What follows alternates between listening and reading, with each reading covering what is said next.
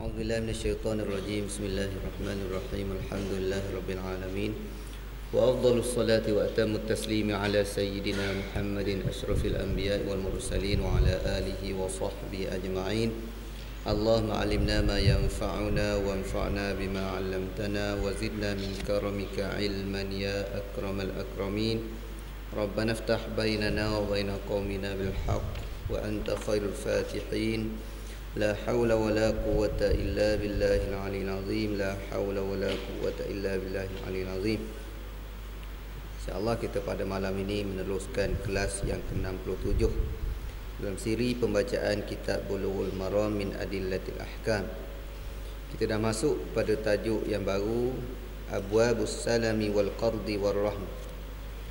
Wa bisanadil muttasili ila al-imami Ibn Hajar Al-Asqalani rahimahullahu ta'ala wa bihi qala an Ibn Abbas radhiyallahu anhuma qala qadima an-nabiy sallallahu alaihi wasallam al-Madinah wa hum yuslifuna fi thimari as-sanata was-sanatayn faqala man aslafa fi tamrin falyuslif fi kaylin ma'lum wa waznin ma'lum ila ajalin ma'lum. Muttafaqun alaih wa lil Bukhari man aslafa fi syai'. Ibnu Abbas radhiyallahu anhuma menceritakan bahawa Nabi sallallahu alaihi wasallam tiba di Madinah dalam hijrahnya. Para penduduknya biasa memesan ataupun buat tumpahan hasil buah-buahan selama 1 atau 2 tahun. Maka baginda sallallahu alaihi wasallam bersabda, barang siapa yang memesan hasil buah-buahan, hendaklah dia melakukannya dalam takaran atau timbangan yang jelas dan dalam jangka waktu yang jelas pula. Muttafaqun alaih. Menurut teks yang ada pada riwayat Bukhari disebutkan barang siapa yang memesan sesuatu. Kalau riwayat yang Bukhari dan Muslim, man aslafa fi tamrin, sebut tamar, sebut buah tamar, tapi riwayat Bukhari man aslafa fi syai'in, pada sesuatu, maknanya tak kira tamar ke tak kira apa. Wa an Abdurrahman ibn Abza wa Abdullah ibn Abi Aufa radhiyallahu anhuma qala kunna nusibul maghanima ma'a Rasulillah sallallahu alaihi wasallam wa kana ya'tina anbatun min anbatis Syam فنسلفهم في الحنطة والشعير والزبيب وفي رواية والزيت إلى أجل مسمى. قيل أكان لهم زرع؟ قال ما كنا نسألهم عن ذلك. رواه البخاري. Abdurrahman ibn Abza radhiyallahu anhu dan Abdullah bin Abi Aufa radhiyallahu anhu telah menceritakan bahawa dahulu kami sering memperolehi harta rampasan perang bersama Rasulullah sallallahu alaihi wasallam. Kami biasa didatangi para pedagang kaum Ambat dari negeri Syam. Lalu kami memesan kepada mereka gandum, jaut ataupun bijian dan kismis. Menurut riwayat yang lain disebutkan dan juga minyak azait dalam jangka waktu yang tertentu lamanya. Ketika ditanyakan apakah mereka mempunyai tanah pertanian, keduanya menjawab, kami tidak pernah bertanyakan hal itu kepada mereka. Muslimin dan muslimat sekalian, kita masuk pada bab yang baru, bab yang dinamakan salam. Jual beli salam. Kita tahu asas kepada jual beli, kita tidak dibenarkan menjual ataupun membeli syai'un ghaib, sesuatu yang tidak ada. Benda yang tak ada kita tidak dibenarkan jual beli. Ini asas kepada jual beli. Tetapi di sana ada istisna, ada pengecualian dalam beberapa perkara. Di antaranya pengecualian yang disebut oleh Nabi sallallahu alaihi wasallam dalam isu jual beli salam. Kita lihat dalam hadis Nabi sallallahu alaihi wasallam, Nabi menyatakan bahawa amalan salam ini menjadi amalan kebiasaan umat jahiliyah dahulu. Mereka melakukan jual beli salam, tetapi salam mereka dengan cara yang tidak dipersetujui oleh baginda. Kenapa? Kerana mereka jual beli buah tamar sebagai contohnya setahun ataupun 2 tahun. Okey, aku beli buah kurmamu setahun, ataupun 2 tahun ni, bermula daripada tahun ni sehingga tahun depan, 2 musim. 2 musim, 2 tahun beli. Dalam keadaan macam mana? Dalam keadaan buah tu tak tahu lagi banyak mana. Dalam keadaan buah tak tahu banyak mana, ambil tempoh setahun, 2 tahun, semusim, 2 musim. Ini yang dilarang di dalam Islam, yang dilarang oleh Nabi sallallahu alaihi wasallam. Sehingga Nabi menyatakan siapa yang nak jual beli dengan jual beli salam, hendaklah fi kailin ma'lum, dalam sukatan yang diketahui, timbangan yang diketahui, tempoh yang diketahui. Okey, apa dia jual beli salam? Jual beli salam ini dinyatakan oleh ulama bai'u syai'in mausufin fi dhimmah. Jual beli sesuatu yang hanya disifatkan saja. Barang tak ada lagi. Sifat saja. Cukup sifat dengan, biasanya sifat tersebut sifat yang boleh membezakan di antara satu sama lain. Contoh apa sifat yang boleh membezakan? Buah tamar ajwah. Bila sebut tamar ajwah, dia berbeza dengan tamar lain. Ataupun buah kurma, buah anggur hijau, anggur hijau yang besar, maknanya dia berbeza dengan anggur-anggur yang lain. Itu dengan sifat yang memang boleh membezakan di antara satu sama lain.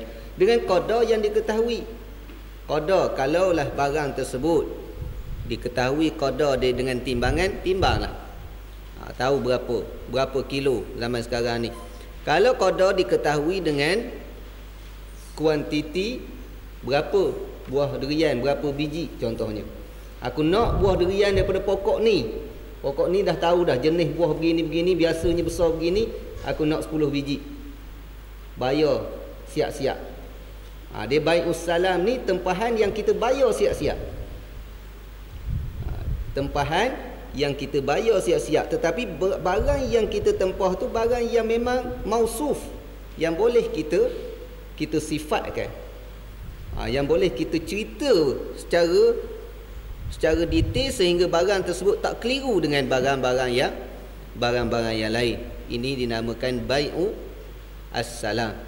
Barang tu ada tak waktu kita beli, waktu kita bayar? Tak ada lagi. Tak ada lagi.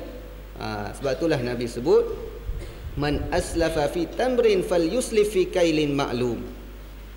Kalaulah barang yang jenis timbangan sukatan dia mesti diketahui.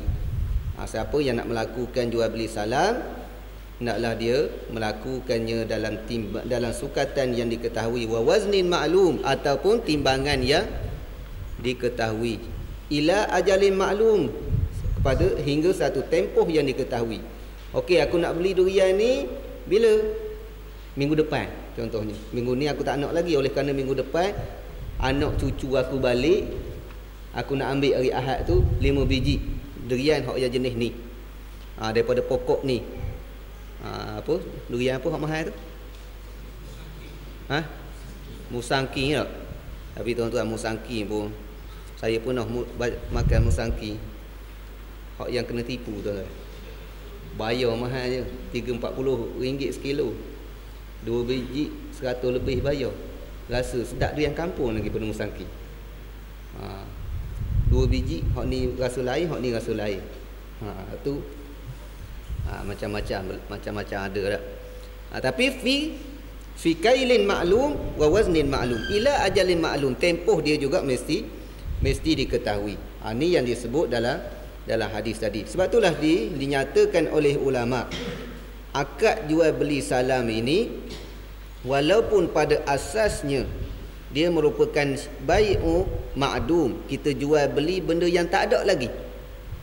Benda yang tak ada lagi, tetapi kita boleh sifatkan. Jual beli benda yang tidak ada, asas kepada jual beli la tabi' ma laisa indak. Jangan kamu jual benda yang tak ada. Itu asas dia.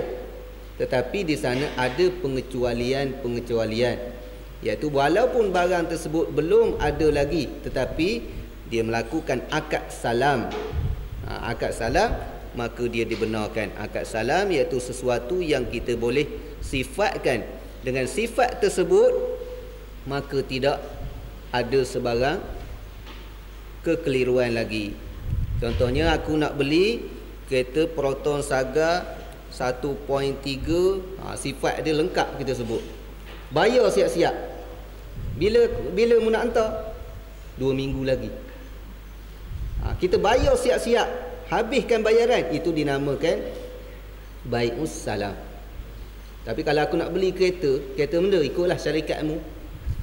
Mu ada banyak jenis kereta, ikutlah, mu bagilah satu kaku. Itu tidak dinamakan bai'us salam, kerana sifat tu tak lengkap.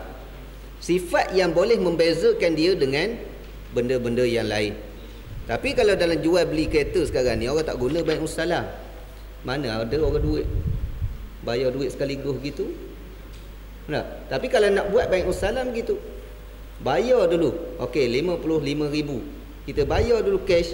Kereta tu dapat seminggu lagi ataupun sebulan lagi. Itu jual beli salam. Waktu kita bayar, kereta tak ada lagi. Mungkin kilang habis stok. Kilang kata 2 bulan lagi akan ada stok baru. Maknanya kita tahu ila ajalin maklum, tempoh yang diketahui. Ni jual beli salam. Dan dalam hadis yang kedua pula, kita tengok. Dalam hadis tadi ada 2 riwayat. Riwayat yang pertama, man aslafa fi tamrin, khusus kepada buah tamar. Tetapi dalam riwayat Bukhari ada juga lafaz yang menyebut fi syai'in, pada sesuatu. Kalimah sesuatu menunjukkan umum. Tidak semestinya tamar ataupun buah-buahan sahaja. Dia boleh dilakukan bai'us salam pada perkara-perkara yang lain. Bila sebut sesuatu, dia umum. Apatah lagi kalimah syai' tu dah bererti umum dah. Dia nakirah pula. Isim nakirah yang tidak di sini tidak ada alif lam. Nakirah, an-nakiratu tufidul umum. Sebagaimana kaedah yang diguna pakai oleh ulama-ulama usul fiqh. Dan dalam hadis Abdurrahman bin Abza dengan Abdullah bin Abi Aufa pula menceritakan bahawa kunna nusibu ma'ghani,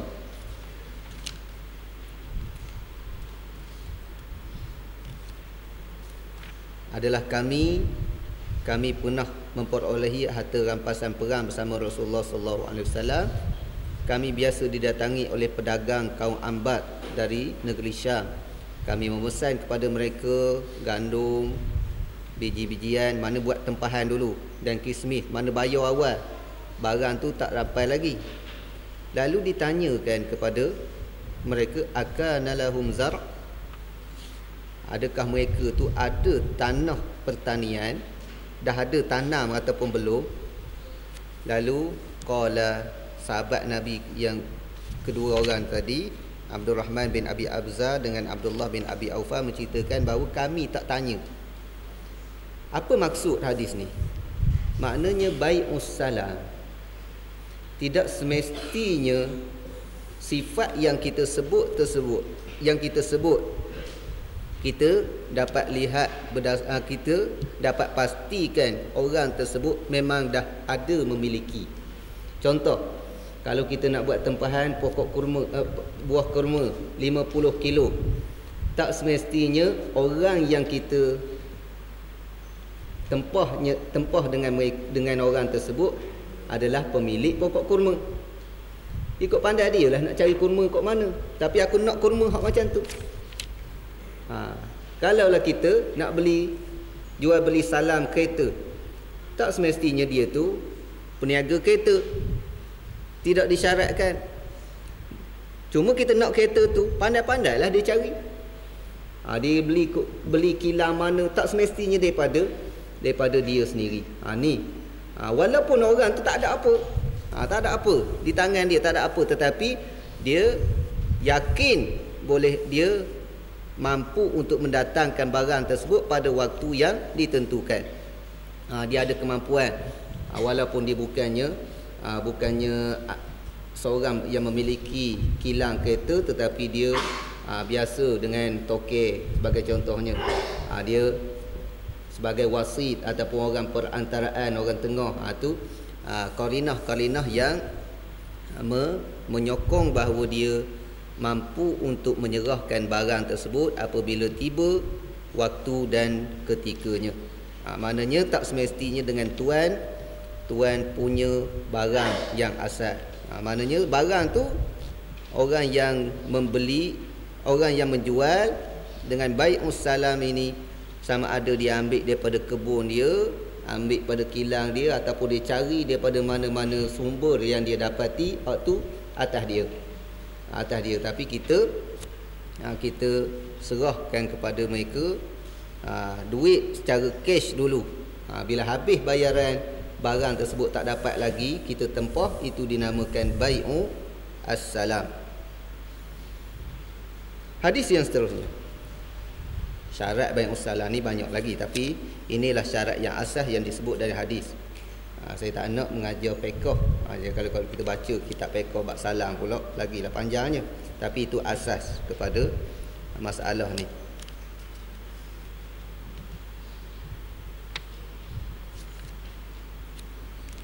Hadis yang seterusnya.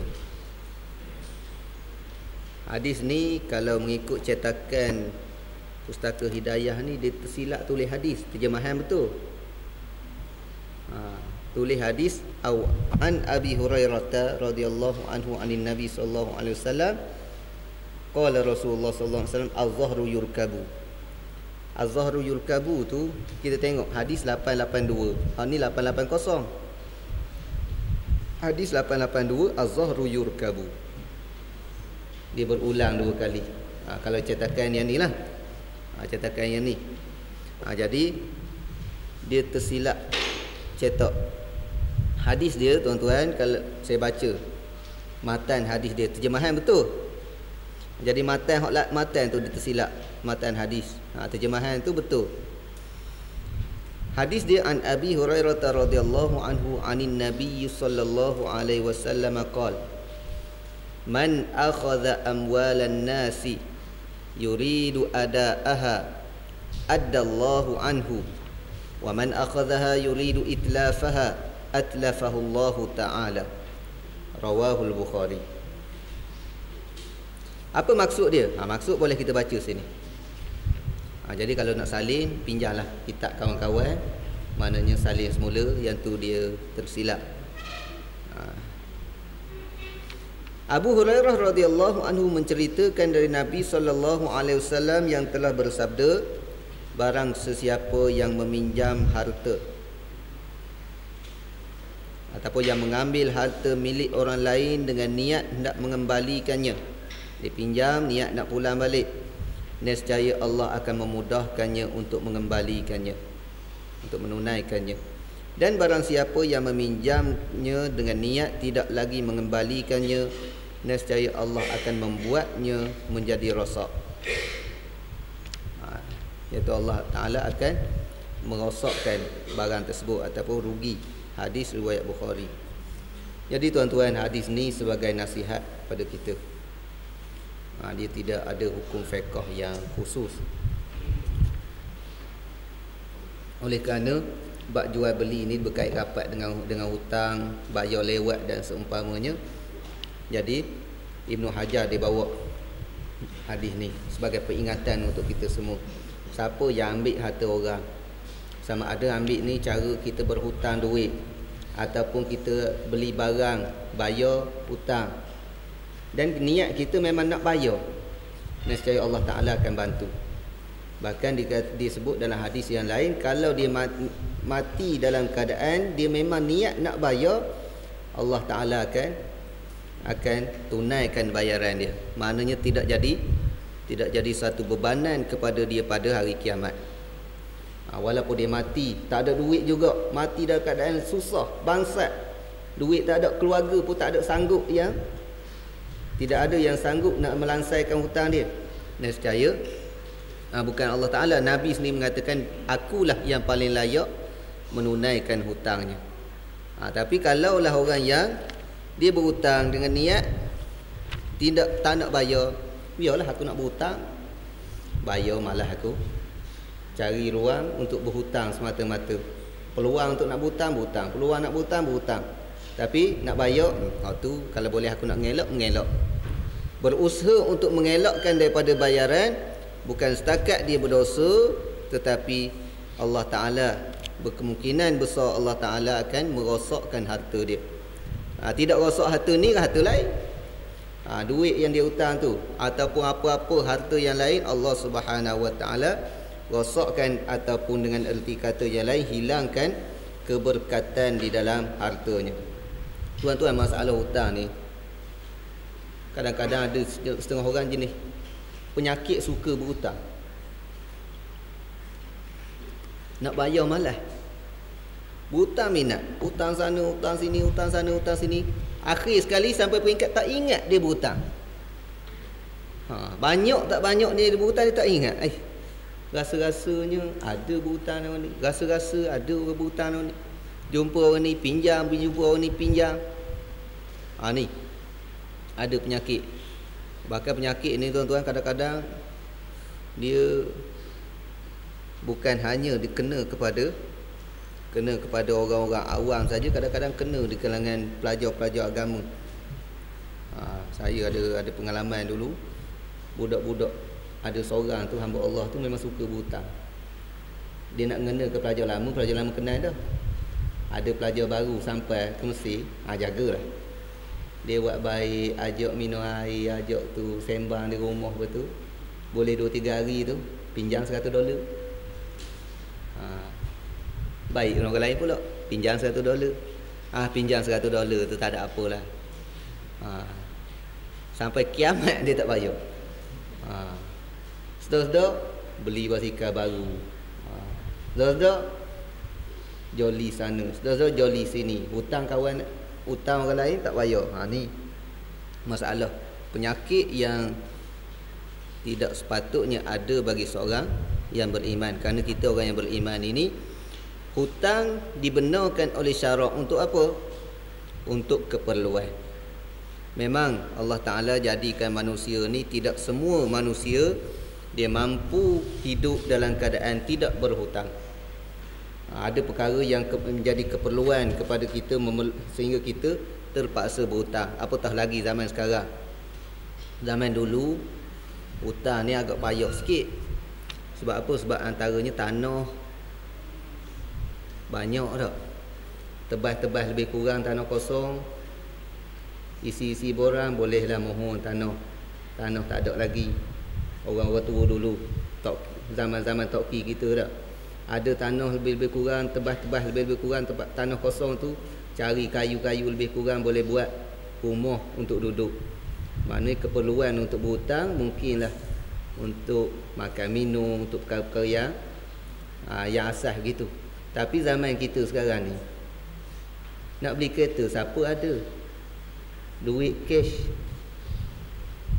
Kereta keperluan lah kita katakan. Kalau berulang-alik daripada sini ke bandar, keperluan kereta paling-paling kurang sekitar dalam belas-belas 20,000. Siapa ada duit cash gitu? Perlu pada hutang. Nak beli rumah, siapa zaman sekarang ni yang ada duit sedebuk 200,000? Hak paling murah tu. Memerlukan kepada hutang. Sebab itulah hutang ni adalah suatu kelonggaran yang Islam bagi, kemudahan yang Islam bagi kepada kita apabila kita ada keperluan. Tetapi bukanlah suatu jalan untuk kita ambil harta orang tanpa kita ada niat nak bayar. Jangan silap niat. Oleh kerana ada ruang, ada peluang untuk hutang, tapi tak nak bayar. Itu tidak betul dengan Islam. Ada orang kata, Ustaz, kalau berhutang dengan Cina kafir tak apa Ustaz? Tu fatwa mana wallahu alam. Masalah hutang ni bukan hanya sesama Islam saja kita wajib bayar, tetapi dengan non muslim juga kita wajib bayar. Bukan hanya kerana muamalah ni. Dalam muamalah sah kita bermuamalah walaupun bukan dengan bukan muslim. Tu sepintas lalu makna hadis ni mudah je.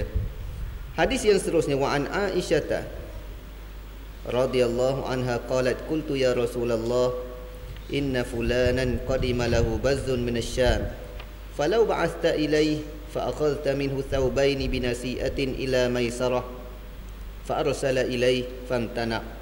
Akhrajahu al-Hakim wal Baihaqi wa rijaluhu thiqat.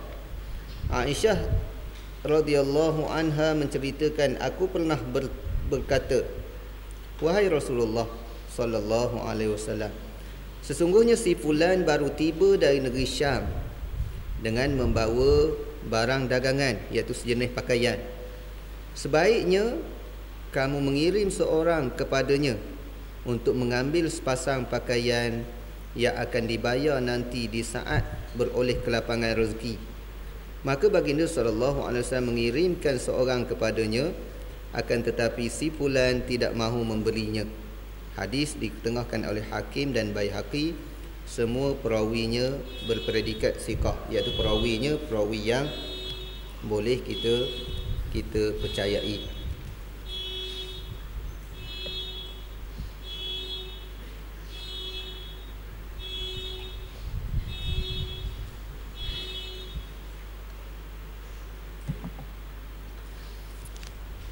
Dalam hadis ni kisah dia sekumpulan ataupun satu kabilah baru datang daripada Syam bawa barang, kerana memang kita tahu negeri Syam ni adalah negeri yang tempat berniaga. Syria sekarang ni, Dimash khususnya, kerana Nabi pun waktu kecil berniaga di Syam. Dan tuan-tuan, kalau tengok dari sudut perniagaan, orang yang minat berniaga, saya rasa payah nak cari orang yang boleh menandingi orang Dimash ataupun Syam. Kalau macam kita ni di Malaysia ni, dalam banyak-banyak negeri dari di Malaysia ni, yang paling minat berniaga biasanya orang Kelantan. Orang Kelantan lebih minat pada orang Pahang. Waktu kena terima hakikat. Dan Syam memang daripada dulu lagi sehingga kini di antara tempat perniagaan yang cukup terkenal. Sebab itulah disebut rihlatash syita'i was-saif, yang menjadi kebiasaan orang Arab waktu panas dia pergi ke negeri Syam, di antaranya pergi untuk berniaga. Dan datang daripada Syam bawa barang dagangan. Nabi hantar wakil suruh beli barang. Tapi beli barang tersebut, beli selai baju. Yang bawa pakaian ini, yang berniaga pakaian ni seorang Yahudi, sebagaimana yang disebut dalam riwayat Tirmizi. Riwayat Tirmizi menyatakan Yahudi yang datang berdagang daripada Syam ini. Hantar wakil suruh beli pakaian, tapi beli dengan hutang. Beli dengan hutang. Hutang bila nak bayar? Bayar tidak di saat di saat ada kelapangan rezeki. Disebut dalam hadis ni binasi'atin, dengan hutang, ila maisarah, hingga waktu lapang, waktu ada kemampuan. Jadi tuan-tuan, dalam isu ni para ulama membahaskan secara zahir hadis ni seolah-olah kita dibenarkan jual beli dalam tempoh dengan bayaran tempoh yang tidak ditentukan. Tak tentu bila, sebulan, 2 bulan, 3 bulan. Kerana maisarah, waktu kita mampu, kita tak tahu. Ni dari segi zahir hadis ni. Tapi zahir hadis ni nampak macam bercanggah dengan hadis tadi. Ila ajalin maklum, hingga tempoh yang diketahui. Nampak ada percanggahan pula. Apa jawapan para ulama? Jawapan para ulama, makna maisarah di sini makna adanya kelapangan di sini. Kalau jual beli salam sebagai apa, dia termasuk dalam isu salam lagi ni. Jual beli salam, waktu yang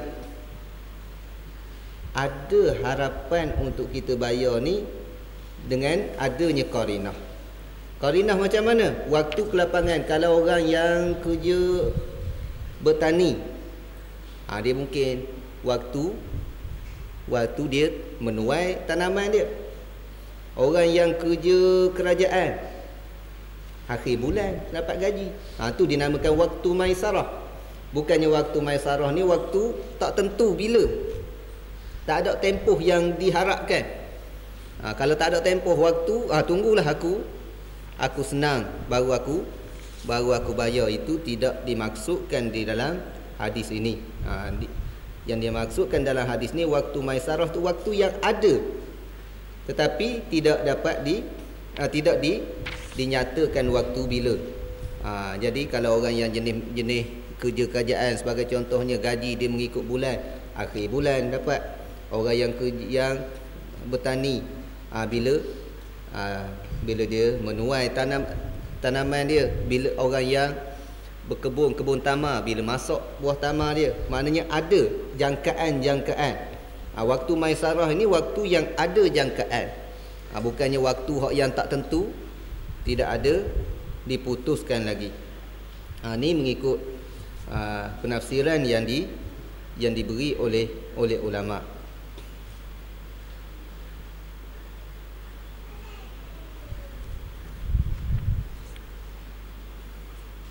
Hadis yang seterusnya.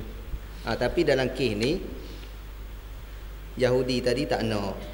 Aku tak nak jual. Tu atas dia lah. Dia nak jual secara apa? Secara tunai saja. Dia tak nak jual beli dalam bentuk hutang. Tu hak kepada penjual. Kita berpindah pula kepada bab lain, bab ar-rahn. Ar-rahn bererti gadaian. Gadai.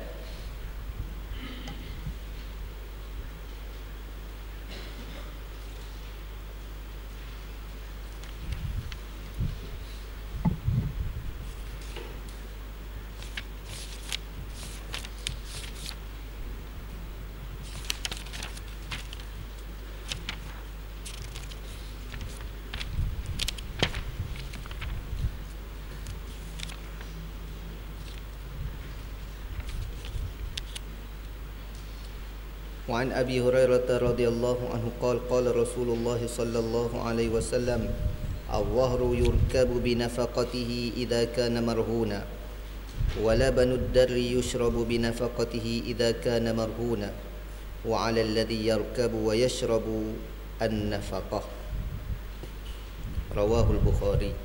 Abu Hurairah radhiyallahu anhu menceritakan bahawa Rasulullah sallallahu alaihi wasallam pernah bersabda, haiwan kenderaan yang digadaikan dapat ditunggangi sebagai ganti biaya perbelanjaannya, dan air susunya boleh diminum sebagai ganti biaya perbelanjaannya, sedangkan yang membayar perbelanjaannya ialah orang yang menunggangnya dan yang meminum air susunya. Hadis riwayat Bukhari.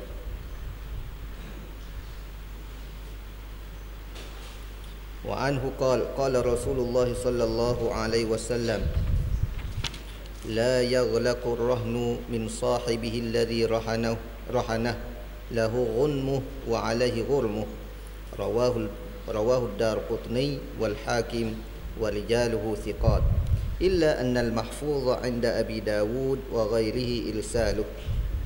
Abu Hurairah radhiyallahu anhu menceritakan bahawa Rasulullah sallallahu alaihi wasallam pernah bersabda, barang yang digadaikan tidak boleh disita dari kepemilikan pihak yang menggadaikannya, melainkan pihak penggadai hanya berhak mendapatkan pemanfaatannya sebagai ganti dari kerugian yang ditanggung oleh pihaknya. Hadis riwayat Darqutni dan Hakim, semua perawinya berpredikat siqah, hanya menurut riwayat yang dihafal ataupun riwayat mahfuz dari Abu Daud dan lain-lainnya. Hadis ini berpredikat mursal. Okey, kita ambil hadis yang pertama dulu, hadis Abu Hurairah. bab gadaian. Apa makna gadaian? Gadaian ini kita menyerahkan barang kita sebagai tausik, sebagai salah satu cara kita nak meyakinkan orang lain untuk kita mendapatkan hutang. Kalau kita berhutang, hutang biasa, itu tidak nama gadaian. Aku pinjam 10,000 denganmu, itu bukan gadaian. Pinjam duit direct, itu pinjam biasa. Tapi pinjam dengan kita meletakkan satu barang kita sebagai tanda ataupun sebagai penguat bahawa kita memerlukan memerlukan duit, memerlukan benda yang kita nak, itu dinama gadai. Contoh emas kita yang ada, emas kita bernilai 10,000, kita gadai untuk nak pinjam 5,000 sebagai contoh. Nak pinjam 5,000, tak ada orang nak bagi, terpaksa kita gadai emas kita. Itu yang dinamakan gadaian. Gadaian, kita serahkan barang kita, dan barang gadaian tersebut barang yang kekal, bukannya barang yang mudah rosak. Aku gadai barang, aku nak pinjam denganmu dengan aku menggadai apa? Menggadai nasi minyak. Nasi minyak tak ada nama. Tu barang yang tidak sah gadaian antaranya. Jadi dalam bab gadaian ini kita lihat hadis Abu Hurairah. Dalam hadis Abu Hurairah ni kita cuba bayangkan yang digadai adalah binatang tunggangan. Binatang tunggangan, contohnya kita ambil contoh kuda. Kita gadai kuda kita dengan orang untuk kita berhutang dengan dia. Letak kuda kita pada satu orang untuk kita pinjam duit dia.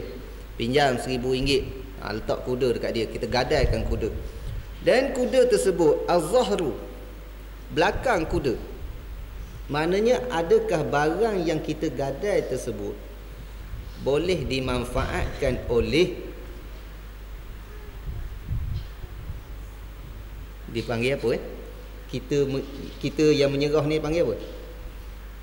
Penggadai. Tukang gadai lah. Orang yang pemegang tu penerima lah. Adakah penerima boleh menggunakan kuda kita? Kalau kita gadai emas, adakah orang yang kita gadai emas kita, yang memegang emas yang kita gadai tu, dia boleh pakai emas kita, boleh ambil manfaat? Kita tengok dalam hadis ni, az-zahru, belakang. Mana belakang binatang tunggangan di sini. Belakang binatang tunggangan, yurkabu binafaqatihi, dia dinaiki, maknanya ditunggang dengan nafkahnya, dengan kos ditanggung oleh orang yang naik. Jika barang tersebut marhuna, yang digadai. Tengok secara yang kedua, wala banuddar, susu yang keluar daripada tetek binatang juga boleh diminum dengan kos dia idza kana marhuna, wa 'alal ladzi yarkabu wa yashrabu an-nafaqah. Tengok dari segi zahir sini, boleh tak? Boleh. Al-zahru yurkabu, belakang binatang tunggangan yang digadai boleh dinaiki. Tapi siapa yang tanggung? Orang yang naik, orang yang tunggang, tanggung nafkah dia. Kalau dia nak kalau kuda tu, kos kuda tu dialah yang menanggung makan minum dia. Ini yang zahir dalam hadis ni. Tapi tuan-tuan, dalam masalah ni ulama dia bahas dalam isu intifa'u al-murtahin. Hal yajuzul lil murtahini al-intifa' minar rahni. Adakah boleh orang yang memegang barang gadaian dia menggunakan barang gadaian tersebut? Kalau macam kita gadai di kedai boleh guna tak barang kita? Kita gadai dengan orang yang pemegang barang kita, boleh tak dia guna? Dalam masalah ni, Imam Ahmad dia berpegang dengan zahir hadis ni. Dia kata boleh. Sebab apa? Al-zahru yurkabu. Belakang binatang tu boleh ditunggangi. Binafaqati, dengan nafkah yang dia tanggung. Idza kana marhuna, kalaulah binatang tersebut binatang yang digadaikan. Tu hujah dia. Tetapi kebanyakan ulama, 3 mazhab yang lain, Syafi'i, Malik, Abu Hanifah, kata tak boleh.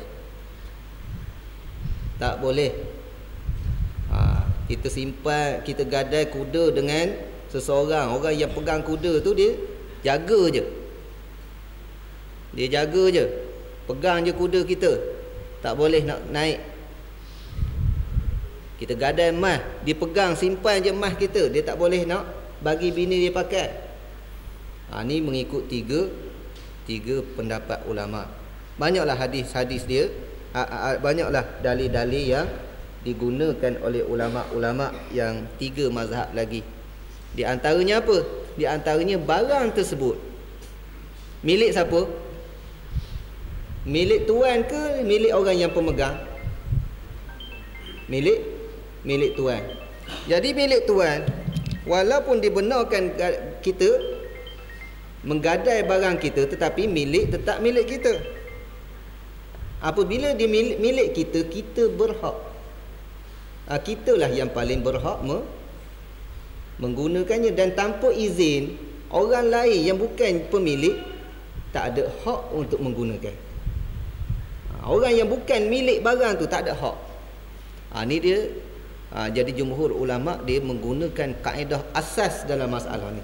Asas dia bukan tuan, awak tak ada hak. Cuma awak dibenarkan untuk menyimpan saja. Selagi mana hutang tu tak dilunaskan, jadi kamu pegang dan simpan dulu. Nak guna tidak boleh. Ni mengikut jumhur ulama, kebanyakan ulama. Tapi kita tengok banyak lagi hadis-hadis ataupun banyak lagi hujah-hujah yang lain.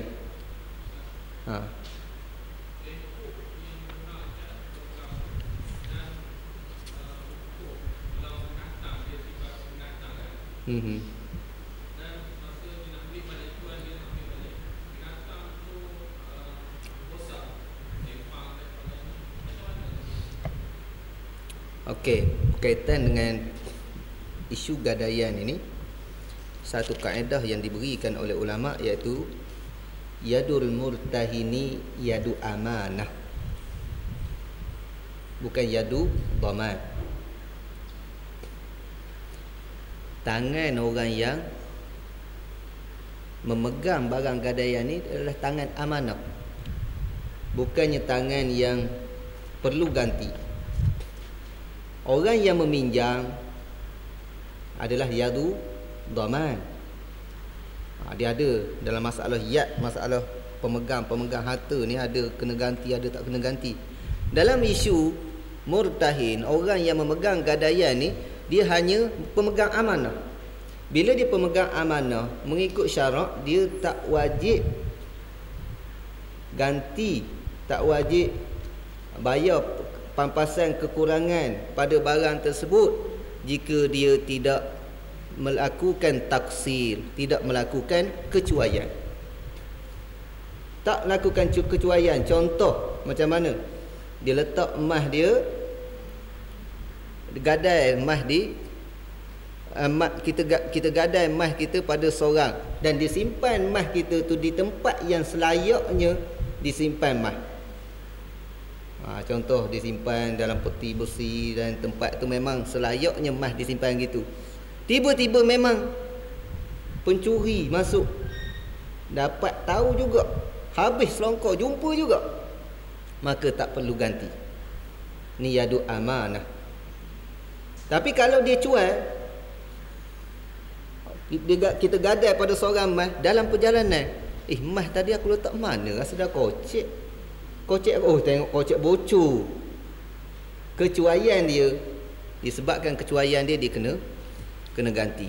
Macam tadi binatang tadi, kalau katakan tempang, Tempang kerana apa? Tengok cek situ.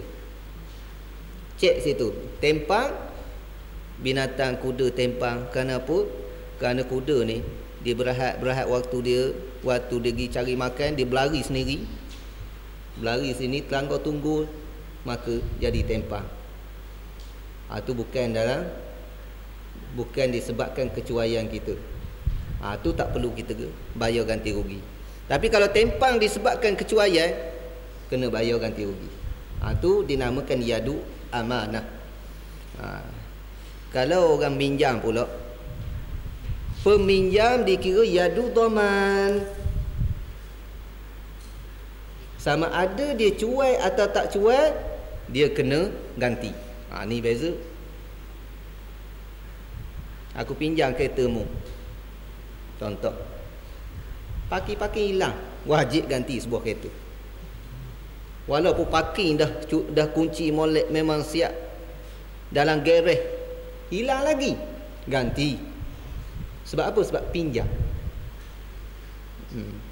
Pinjaman dinamakan yadu amanah.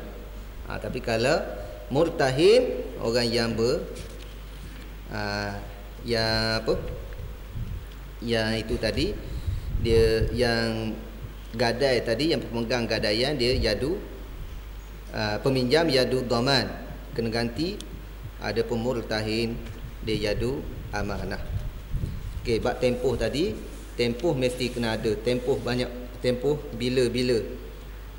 Tapi tempoh tersebut ada ulama kata kalau tempoh yang singkat,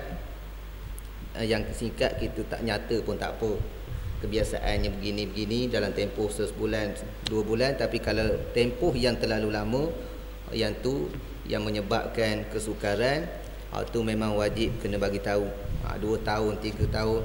Dan dia bab gadaian, bab hutang ni dia ada pula berkait dengan taflis, dengan muflih, tak mampu nak bayar. Ataupun kita tengok bab hadis yang kedua ni, bab ghalqur rahn. Hadis yang kedua dan juga daripada Abu Hurairah. Jadi hadis pertama tadi kita faham secara zahirnya menyokong pendapat Imam Ahmad yang mengatakan barang yang dipegang oleh penerima gadaian, dibenarkan kita gunakan barang tersebut. Dan bila kita guna, kitalah yang bertanggungjawab dalam memberi nafkah, menguruskan binatang tersebut. Kalau binatang, kalau barang tersebut, nafkah ni maknanya, kalau emas, nafkah dia apa? Emas ni kita perlu nafkah juga. Nafkah menyediakan tempat simpanan yang selayaknya. Tu makna nafkah bagi emas. Kos untuk kita menyimpan barang tersebut atas murtahin. Kemudian hadis yang seterusnya, la yaghlaqur rahnu min sahibihi alladhi rahana. Barang yang digadai tidak boleh disita dari kepemilikan pihak yang menggadaikannya, melainkan lahu ghunmuhu wa alaihi ghurmuh, melainkan pihak penggadai hanya berhak mendapatkan pemanfaatannya sebagai ganti dari kerugian yang ditanggung oleh pihaknya. Jadi hadis ni riwayat Daruqutni. Bila sebut Daruqutni dalam kitab apa? Nama kitab Daruqutni Sunan. Al-Hakim nama kitab dia Al-Mustadrak. Dan rijal dalam riwayat Hakim adalah rijal yang siqah, yang boleh dipercayai. Illa annal mahfuz, kecuali melainkan hadis yang dikira mahfuz di sisi Abu Daud, hadis ni mursal. Apa makna mahfuz? Siapa tahu? Ditulis itu riwayat yang dihafal. Terjemahan tu tak betul tu. Mahfuz di sini bukan makna yang dihafal. Mahfuz di sini makna yang berlawan dengan hadis syadz. Apa dia hadis syadz? Apa dia hadis mahfuz?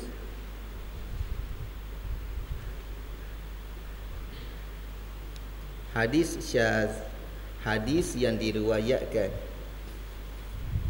oleh seorang yang boleh dipercayai, tetapi bercanggah dengan orang yang lebih dipercayai lagi,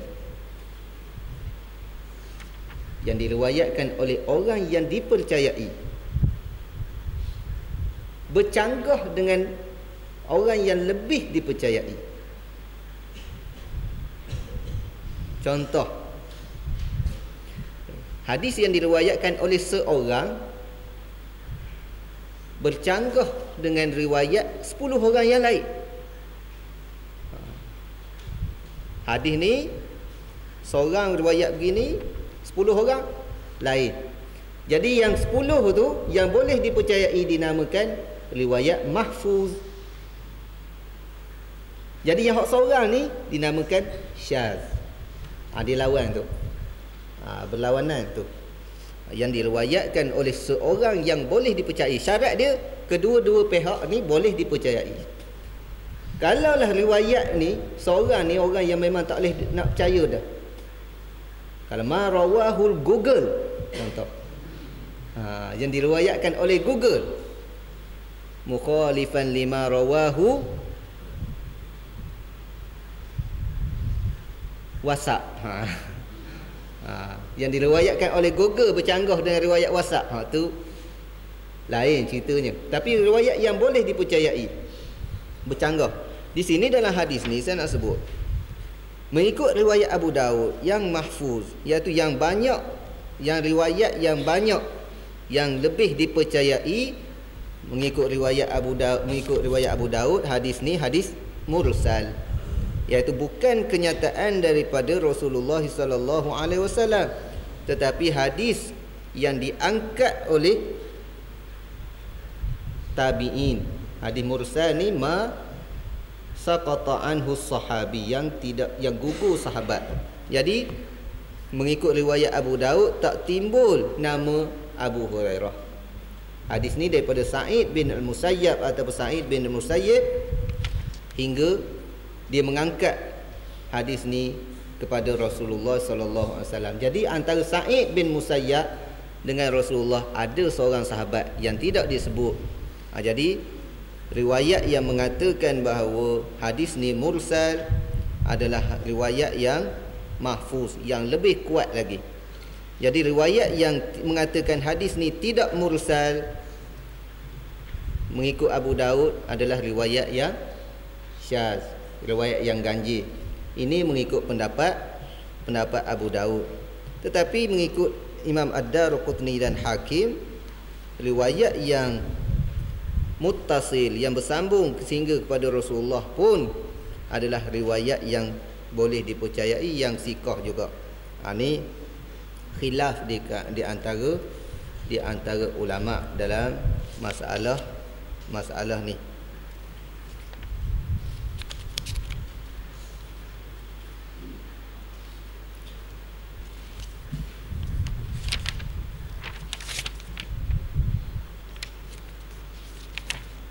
Jadi khilaf di mana? Sama ada hadis ni hadis Nabi yang sanad dia muttasil, yang sahih, ataupun hadis ni hadis mursal. Itu je khilaf. Bila muttasil hadis ni sahih, bila mursal hadis ni dhaif. Maknanya ada khilaf tentang sahih ataupun dhaifnya hadis ni. Itu dengan bahasa yang lebih mudah. Tapi perbahasan dia sebagaimana yang saya sebut tadilah. Hadis ni menceritakan bahawa masalah orang yang bergadai. Orang yang bergadai ni memang tidak semua orang yang menggadaikan barang dia mampu menebus barang dia. Ada yang bila dah sampai tempoh tak mampu tebus lagi barang. Ni biasa. Biasa orang yang tak mampu. Bila tak mampu, adakah si penerima gadaian ataupun pemegang barang gadaian ini boleh mendakwa itu hak dia? Tutup buku, la yughlaq. Nabi sebut jangan ataupun tidak boleh ditutup ar-rahnu. Mana tak boleh ditutup di sini, tidak boleh disita ataupun ambil jadi milik dia. Jadi Islam ni merupakan agama yang tidak menzalimi orang. Tak mampu nak bayar, jangan ambil lagi. Jangan ambil lagi. Kecuali bila sampai peringkat muflis. Buat muflis kita akan bincang kemudian. Ni. Walaupun dah sampai tarikh, sepatutnya bulan depan dia bayar hutang dia dan barang gadaian dia dikembalikan, tetapi tak mampu lagi, tak mampu, bagi tangguh lagi, tak mampu bagi tangguh lagi. Wa in kana dzu usratin fanadhiratun ila maisarah. Kalau seorang tu mempunyai kesusahan untuk nak melunaskan hutang, maka perlu tunggu kepada tempoh dia mampu. Jadi lahu ghunmuh, dia berhak memiliki keuntungan ataupun manfaat yang ada pada barang yang digadaikannya, dan wa alaihi ghurmuh, dan dia juga yang menanggung kerugian. Sebab itulah saya sebut tadi, yadu al-murtahin amanah. Kerana apa? Kerana Nabi sebut wa alaihi ghurmuh, lahu ghunmuh wa alaihi ghurmuh. Lahu ghunmuh, sebagai contoh saya nak buat gini lah. Kalau orang gadai kuda betina, kuda tu beranak, kuda beranak, anak ni hasil keuntungan, hasil daripada barang yang digadai. Milik siapa? Lahu, tuan tadi. Bukannya orang yang menyimpan, orang yang jaga kuda dia. Bukan pemegang kepada kuda, pemegang kepada barang gadaian, tidak, tetapi tuan. Tetapi bukan saja untung, wa alaihi ghurmuh, ke atasnya juga menanggung kerugian. Tiba-tiba musim tu musim dia gadai lembu, musim lembu kena penyakit hawa, kena penyakit itu, kena penyakit ini, habis lembu mampu belaka. Yang menanggung kerugian tuannya juga. Sebab tu makna lahu ghunmuh wa alaihi ghurmuh. Dan mengikut istilah yang mudah digunakan oleh ulama adalah yadul murtahini yadu amanah. Tangan orang yang memegang barang gadaian adalah tangan amanah. Maknanya dia tidak menanggung kerugian ataupun tak perlu menanggung kerugian jika dia tidak melakukan kecuaian di dalam menjaga harta tersebut.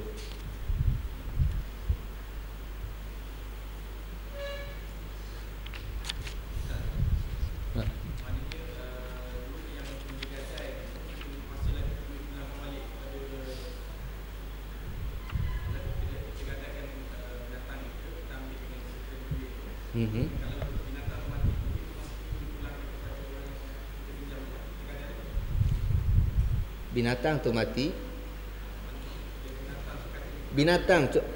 binatang tu mati, duit yang kita hutang tu wajib juga kita bayar.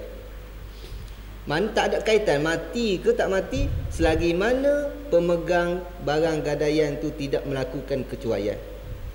Tapi kalau dia cuai, hilang, contohnya kuda kita bagi dia hilang, sebab apa hilang? Sebab tak ingat nak tambat, dia kena ganti.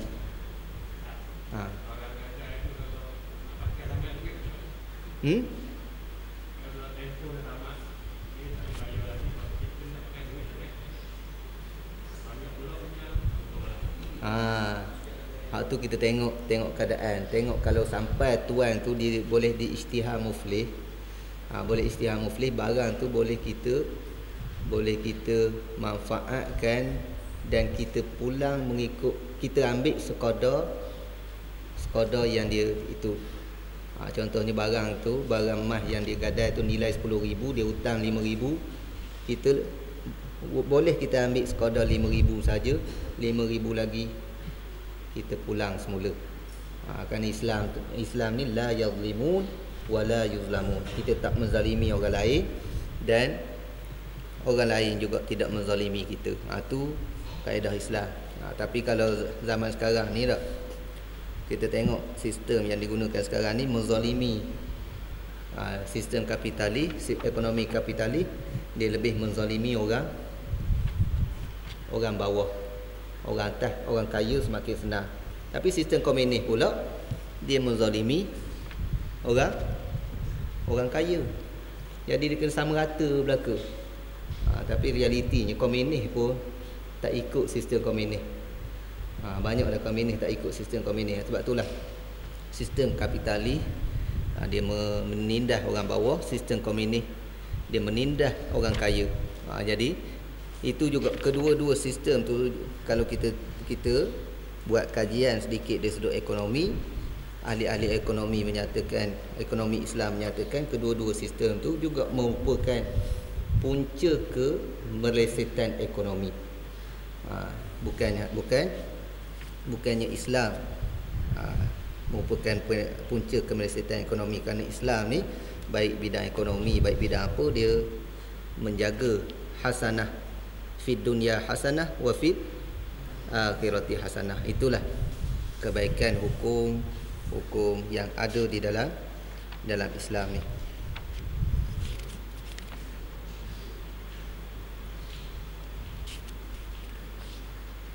Rasanya cukuplah setakat tu. Saya pun tak berapa sihat sikit pada malam ni.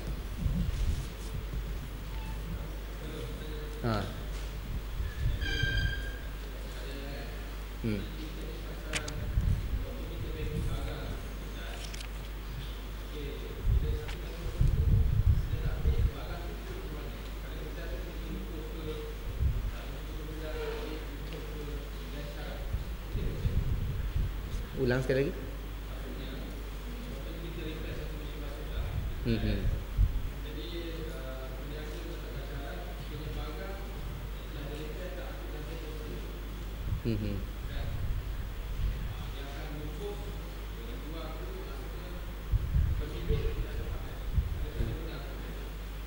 Dia dalam isu gitu, yang pertama sekali kita kena lihat kepada perjanjian. Kalau tuan dia daripada awal lagi dia dah rela begitu, maknanya kalau aku tak ambil ni, ambil kamu lah. Ataupun walaupun tidak dengan percakapan tetapi dengan tindakan. Dengan tindakan, kadang-kadang setengah orang tu dengan tindakan dia seolah-olah dia tak nak dah barang tu. Dia suruh kita repair tapi dia tak ambil. Dia tak ambil dalam tempoh-tempoh yang kita rasa kebiasaan yang tempoh ni dia tak ambil dah. Biasanya tak ambil dah. Maka qarinah yang seumpama tu seolah-olah barang tu dia dah tak nak.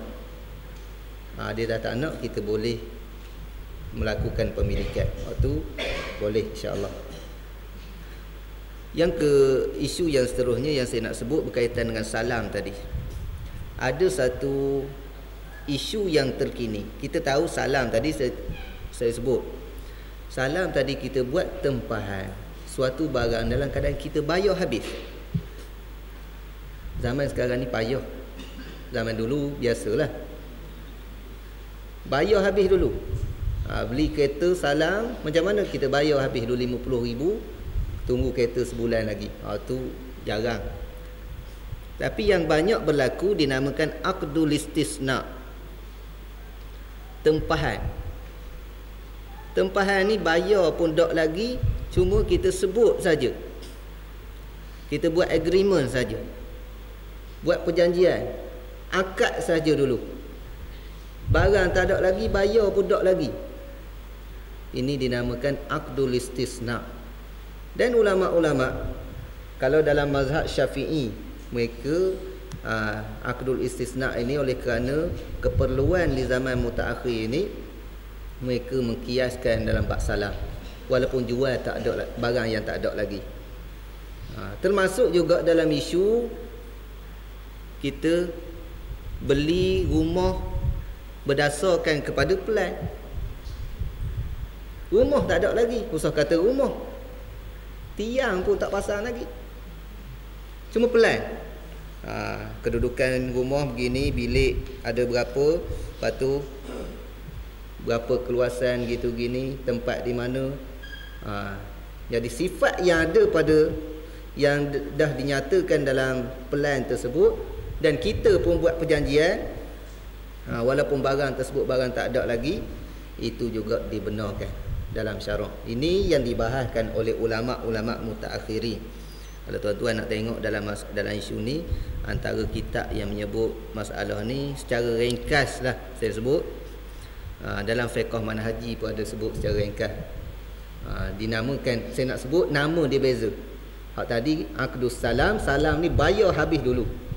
Tapi yang ni tempahan yang kita biasa buat ni dinamakan aqdul istisna. Aqdul istisna. Contoh kita buat baju contohnya. Tu pun tempahan.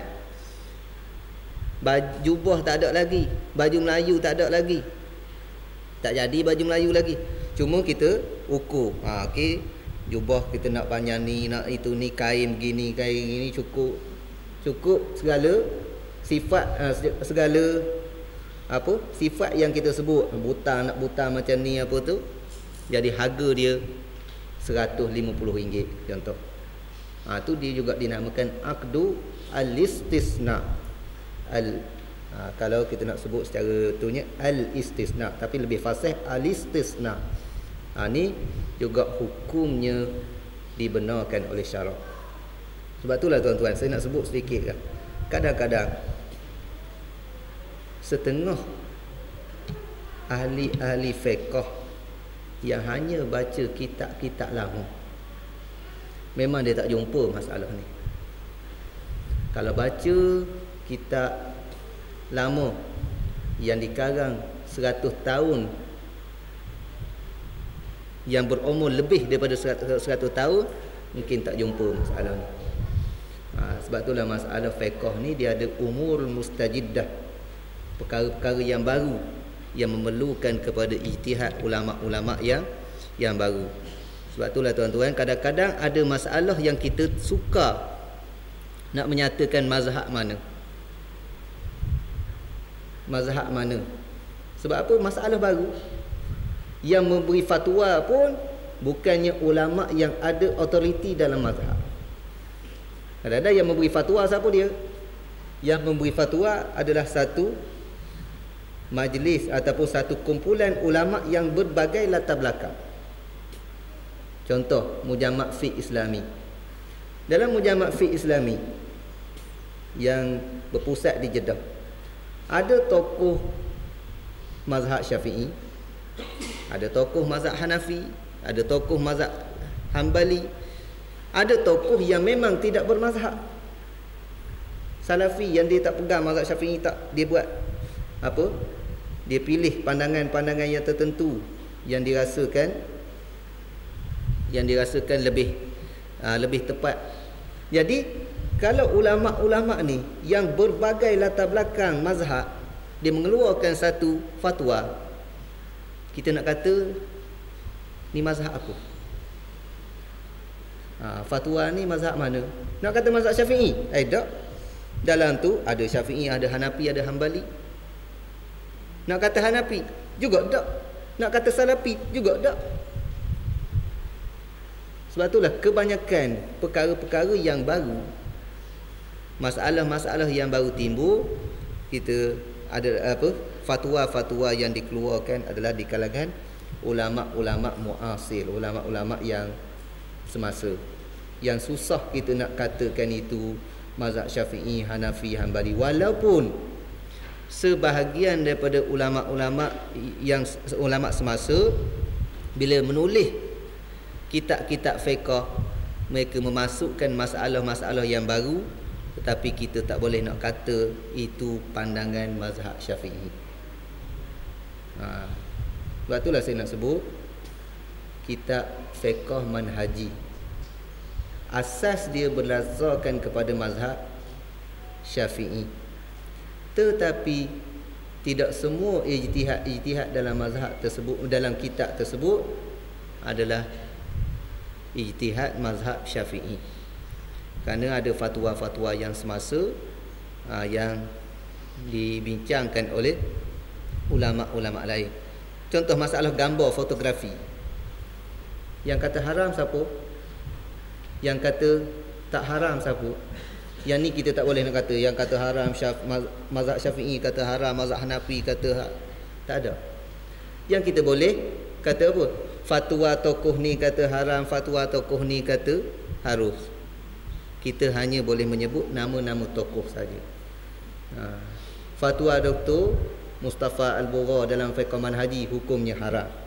Fatwa Dr. Wahbah Zuhaili dan Mujamak Fiqh kata halal, kata harus.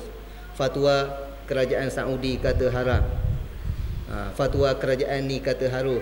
Jadi kita boleh nisbahkan kepada pihak-pihak yang tertentu. Nak nisbahkan kepada mazhab, masalah-masalah yang baru keluar adalah kurang tepat. Walaupun masalah tersebut disebut dalam kitab-kitab yang dikarang mengikut mazhab.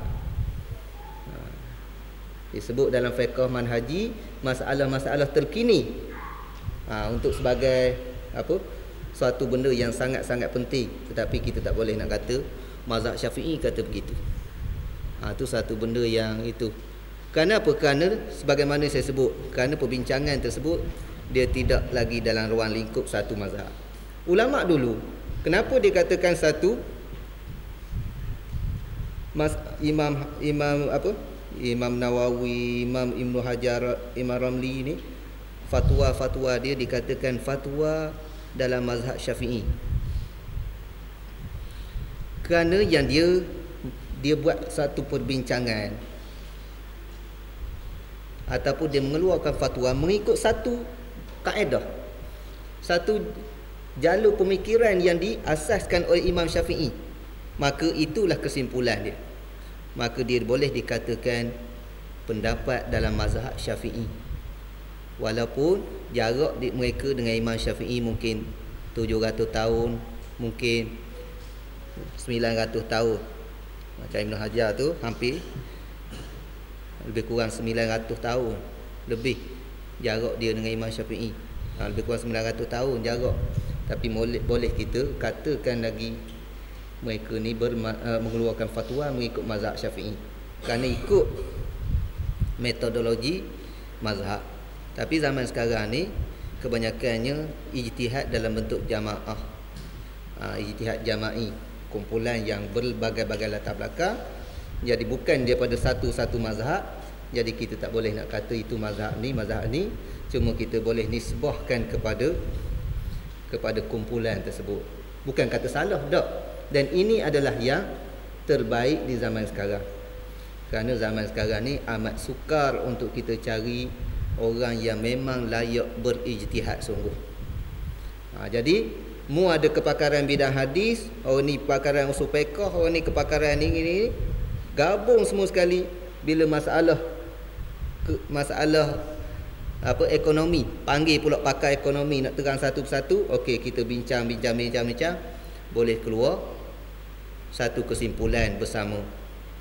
Kesimpulan bersama, hukum dia begini-begini, hukum dia begini-begini. Itu yang diamalkan zaman sekarang. Itu dinamakan fatwa dalam bentuk jemaah.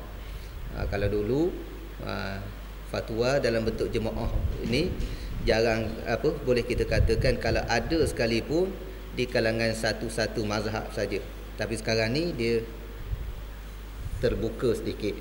Itu benda yang perlu kita tahu. Sebab saya tengok kadang-kadang orang banyak silap, walaupun doktor, walaupun itu ini, dia jadikan fiqh manhaji itu sebagai kitab yang muktamad dalam mazhab Syafi'i. Tidak. Itu satu, bagi saya, orang yang tidak mendalami istilah-istilah mazhab, kitab mana yang muktamad. Bukan saya nak katakan kitab fiqh manhaji salah, tak. Tetapi nak jadi rujukan utama dalam mazhab itu tidak tepat. Tidak tepat. Itu sedikit maklumat ataupun maklumat lah untuk kita semua. Wallahu a'lam. Assalamualaikum.